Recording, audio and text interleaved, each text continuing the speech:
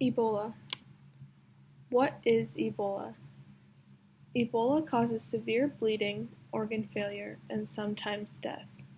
It is a virus included in the family Filoviridae, which is among 5 other subtypes.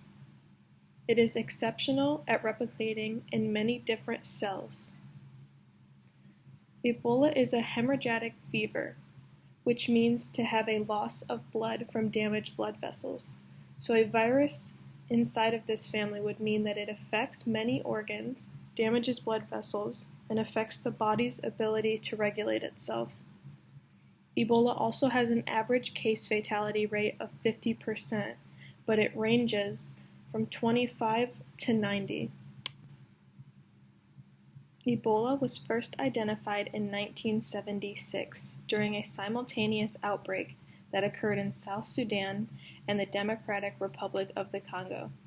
Since its discovery, there have been 28 major outbreaks. The deadliest outbreak was the West African Ebola virus epidemic that began in December of 2013 and lasted until June of 2016.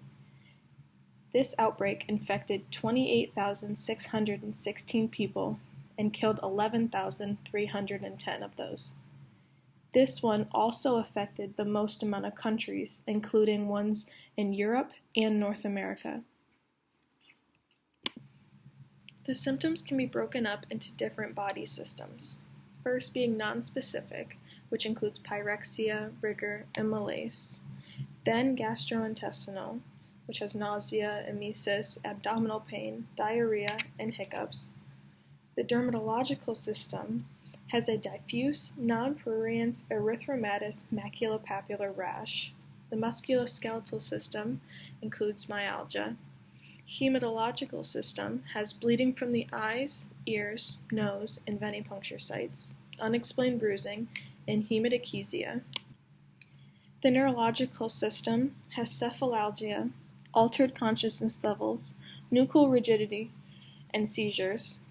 The cardiorespiratory system has angina and dyspnea. The ophthalmological system includes blurred vision, photophobia, and possible blindness. And the gynecological includes recurrent miscarriage. Ebola is transmitted through direct contact with the infected item through broken skin or mucous membranes. This can be from touching bodily fluids, which would include blood, urine, saliva, semen, sweat, feces, vomit, and breast milk, touching contaminated objects like needles, or touching or eating infected animals. There is no cure to Ebola currently, so the only treatment is supportive hospital care, which would have fluid replacement intravenously, oxygen treatment, pain management, treating coexisting infections, blood transfusion, or giving anti-emesis and anti-diarrheal medications.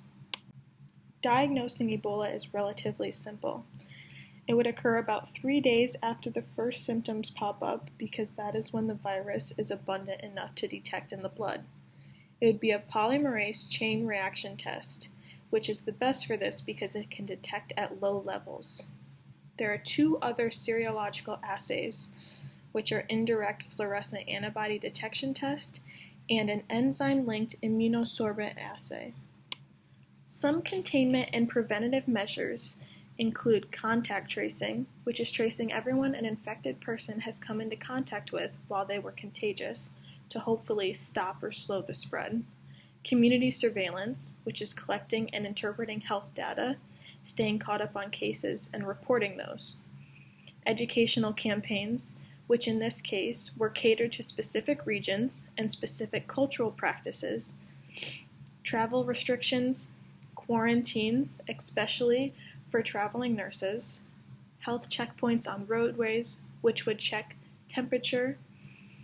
Proper protective equipment, proper disinfecting, whether that's in a hospital or in the home, and carefully dealing with bushmeat as to not handle it while raw or cooking it thoroughly. Some other things to know would be that Ebola was found living in semen for up to 9 months after surviving the virus in the first place. Also, survivors report continual symptoms up to 5 years later. 75% of victims report symptoms such as headache, fatigue, arthralgia, myalgia, hearing loss, visual loss, and numbness of hands and feet a year after the initial infection, with over half of them still having these symptoms 5 years later.